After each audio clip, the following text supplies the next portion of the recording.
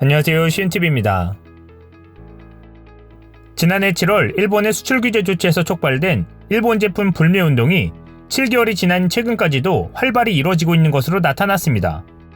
18일 더불어민주당 김정우 의원이 관세청으로부터 제출받은 소비재 수입 실적에 따르면 1월 일본산 소비재 수입액은 1억 9,368만 달러로 전년 동월보다 35.9% 감소했습니다. 지난달 전체 소비재 수입 규모가 전년 대비 8.9% 줄어들긴 했지만 일본산의 경우 훨씬 큰 폭의 감소세를 보였습니다.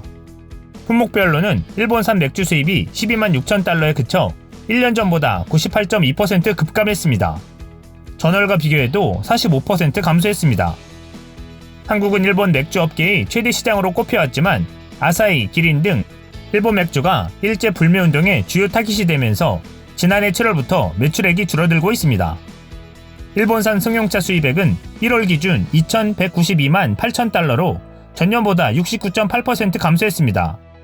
특히 하이브리드 승용차의 수익 감소가 가팔랐습니다.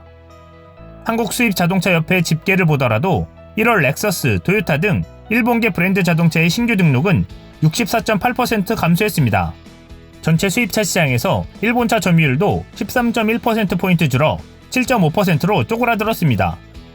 오토바이의 경우 수입액이 전년 대비 98.9% 줄어들면서 전체 수입액이 2만 달러에 그쳤습니다.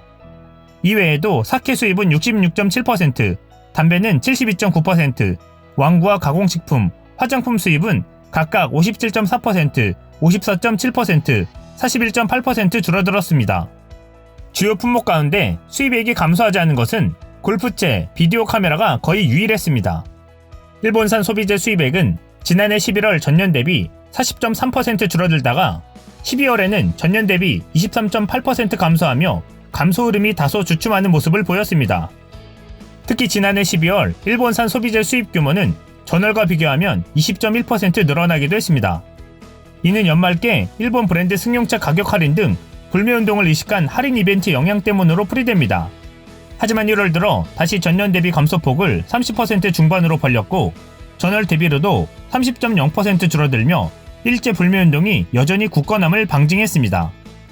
일본의 수출 규제와 중국발 사태의 확산은 한국 소재, 부품, 장비 산업의 높은 해외 의존도를 돌아보게 하는 계기가 됐습니다.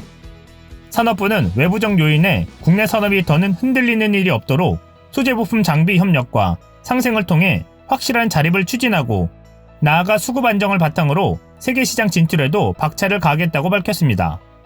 이를 위해 올해 일본 수출 규제 3대 품목의 공급 불안을 안전하게 해소하고 100대 품목 자립을 위해 범부처적으로 2조 1천억 원을 투입합니다.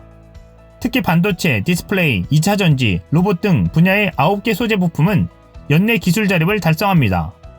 예기치 못한 수급 차질이 발생할 경우에는 소재 부품 장비 특별법에 따른 긴급 수급 안정화 조정 명령 등의 조치를 통해 공급 안정성을 확보합니다. 아울러 중국 사태로 인해 수급에 미치는 영향을 면밀하게 관리하면서 중국 등 해외 진출 소재 부품 기업의 국내 유턴 활성화와 공급망 다변화를 적극적으로 추진할 방침입니다. 정부는 기업 간 협력 모델을 보다 확산하기 위해 경기 용인에 조성하는 반도체 클러스터를 소재 부품 장비 산업 특화단지로 지정해 추진하기로 했습니다. 용인단지는 반도체 관련 50여 개 수요 공급 기업이 모일 예정이어서 특화단지 지정 시 용수, 전력 등 기반시설 구축, 기술 개발, 사업화 등 강력한 인센티브를 제공할 수 있습니다. 현재 국내 기업 간 협업을 통해 국산화를 추진하는 대표적 사례로는 일본 의존도가 90% 이상인 공작기계 수치 제어 장치 개발이 있습니다. 국내 대표 기업들은 공동 출자를 통해 전문기업을 상반기 중 설립해 공작기계 수치 제어 장치를 2024년까지 국산화할 예정이며 정부도 5년간 약 573억 원의 연구개발 자금을 지원합니다. 기술 자립화를 넘어 글로벌 공급망으로의 진입도 노립니다. 이를 위해 정부는 상반기 중 100대 글로벌 소부장 명장 기업을 선정하고 관계부처 합동으로 R&D, 인력, 자금, 투자 등 100여 개의 프로그램을 지원하기로 했습니다. 또 소재부품 장비기업 글로벌 진출 전략을 상반기 중 수립해 글로벌 공급망 재편에 대응하는 관련 기업의 시장별 맞춤형 진출을 도울 예정입니다.